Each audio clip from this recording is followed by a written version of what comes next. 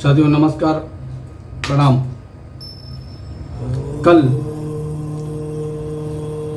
शनिवार के दिन लगभग 25 वर्षों के बाद शनि पुष्य नक्षत्र मिल रहा है। अब इस नक्षत्र की विशेषता क्या है? पुष्य नक्षत्र जो है उस सभी नक्षत्रों का राजा इसको शास्त्र कहते हैं, और ये नक्षत्र रविवार को 10 बजे तक हमें मिलेगा। चूंकि वैसे तो कार्तिक माह एक ऐसा माह होता है जिसमें पूरे महीने मुहूर्त ही शुभ मुहूर्त ही रहते हैं, लेकिन अगर आप पुष्य नक्षत्र में कोई भी ऐसा काम करते हैं या शुरू करते हैं कोई नया काम, तो वो काम आपको सफलता की सीढ़ियों तक, मंजिल तक पहुंचाता है। अब हम क्या कर सकते हैं? ऐसे लोग जो शनि की पीड़ा से परेशान हैं या कोई नया कारोबार, प्रॉपर्टी का, कंस्ट्रक्शन का, जो शनि से संबंधित कारोबार होते हैं, लोहे का, चमड़े का, इन कारोबारियों को चाहिए कि कल शनिवार को पुष्य नक्षत्र में किसी भी मंदिर के प्रांगण में जहाँ पीपल खड़ा हो वहाँ जाएं और एक लोटा वहाँ जल अर्पण करें।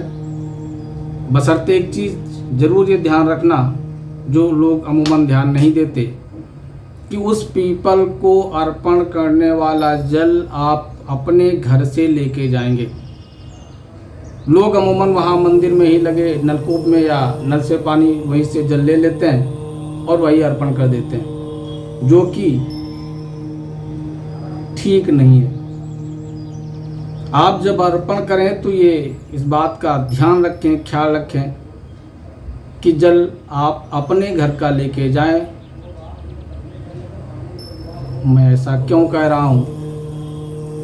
क्योंकि साइंस भी कहती है कि पानी की अपनी मेमोरी है, जल की अपनी याददाश्त है।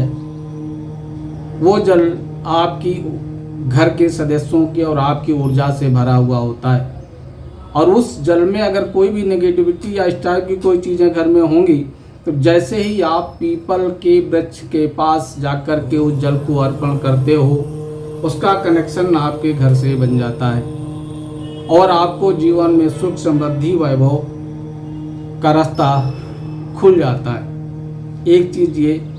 दूसरी चीज़ ये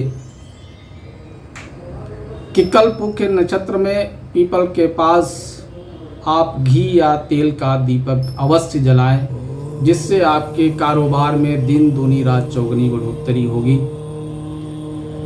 ये तो रहा शनि का उपाय।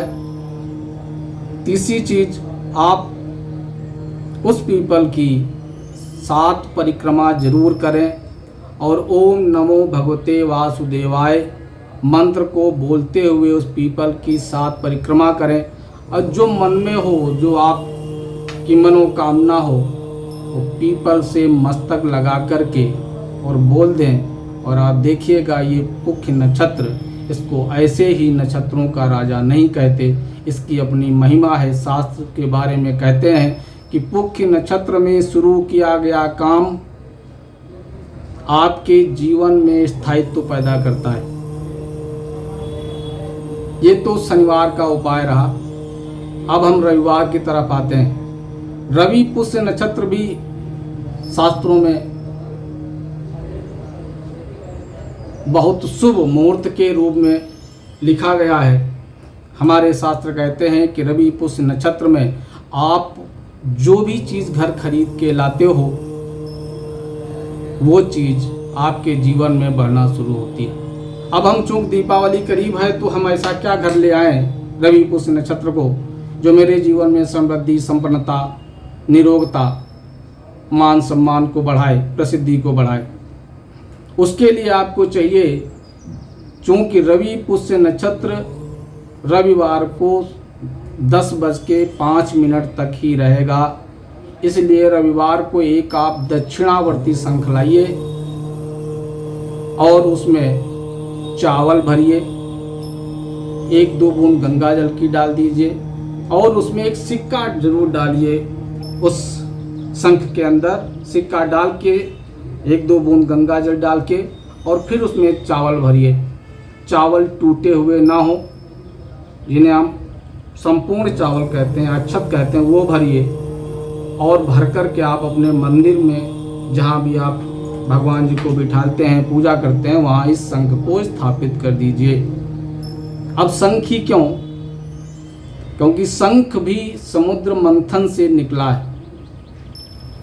लक्ष्मी जी के बाद शंख प्राप्त हुआ था समुद्र मंथन में, और शंख को इसीलिए एक शंख का नाम है लक्ष्मी सहोदरा।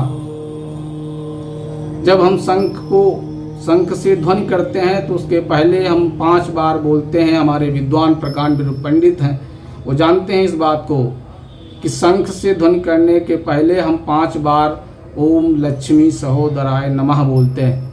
मतलब शंख जो है वो लक्ष्मी जी को बहुत प्रिय है, और प्रिय इसलिए है क्योंकि शंख लक्ष्मी जी का भाई है।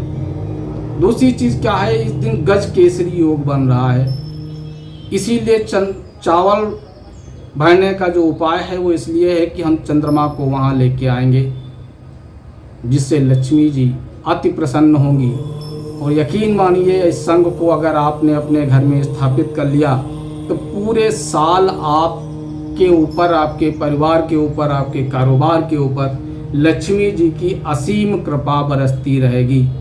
ये दोनों उपाय अगर आप कर लेंगे तो आप खुद ही पाएंगे कि जीवन में कैसे आप तरक्की की ओर अग्रसर हो गए, कैसे आप अच्छे कारोबारी हो गए, और कैसे